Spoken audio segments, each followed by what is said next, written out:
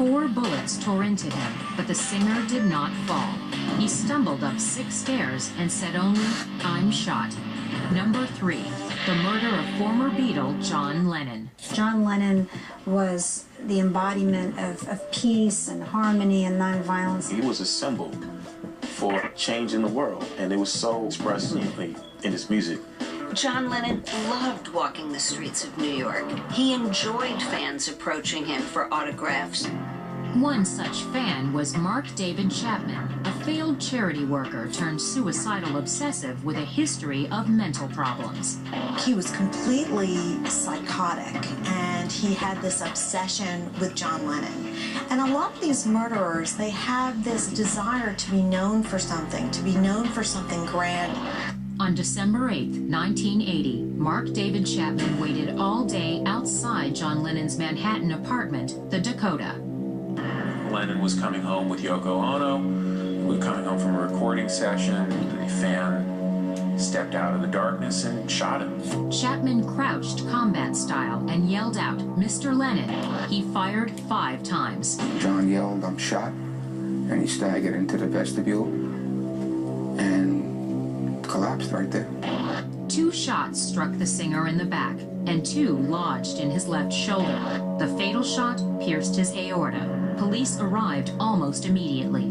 They couldn't even wait for the ambulance, threw him right in a radio car and took him right over to Roosevelt Hospital. The staff in the emergency department said, "No, this is impossible, this is another person." And only when Yoko Ono followed about a minute later did the staff say, "Oh my God, this is the real thing." Lennon lost more than 80% of his blood. Chapman used hollow point bullets designed to inflict maximum and final damage. In spite of all of our efforts, blood transfusion, surgical procedures, intravenous line, ventilation, breathing tubes, John Lennon was pronounced dead. After the shooting, Chapman threw off his hat and coat and sat down on the sidewalk. He pulled out a copy of The Catcher in the Rye and began to read. Police arrested him on the spot. Chapman planned to plead not guilty by reason of insanity.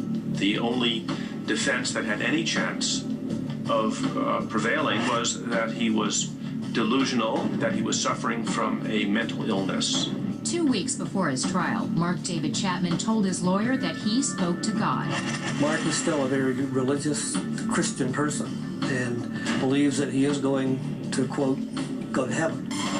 Chapman was sentenced to 20 years to life for second-degree murder. There's a very good chance that Mark David Chapman will never see the light of day outside of a prison cell. Chapman admitted he became a murderer as a way to get attention, cursed by feelings that he was a nobody. Clearly, there are better ways of going about achieving fame and a name for oneself. What happened to Lennon was shocking because it wasn't happening to a president or a political leader. It was happening to a singer. In a 1960s interview, Lennon was asked how he expected to die. He paused and then said with a smile, "I'll probably be popped off by some loony."